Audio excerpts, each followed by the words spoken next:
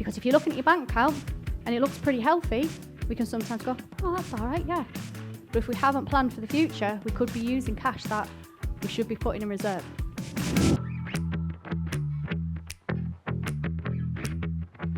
There's two types of cash flow. You have positive, and what would be the other one?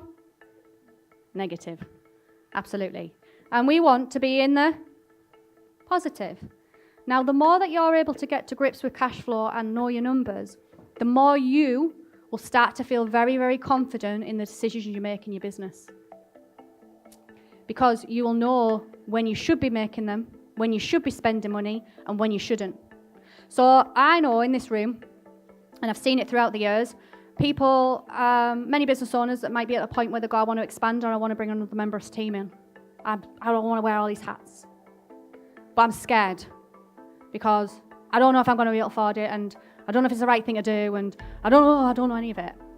And people will procrastinate for a very, very long time over that. I can see people nodding, going, oh, yeah, I've done that.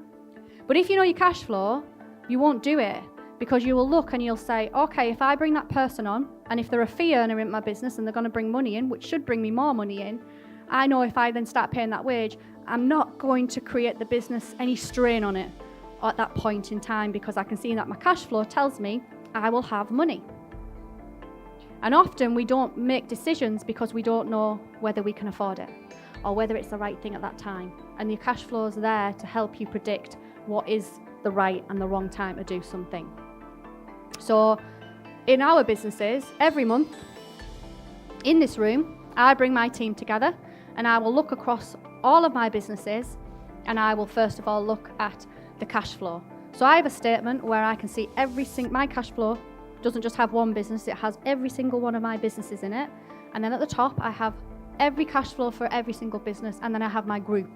So I can see the overall standing of all my cash across all of my businesses.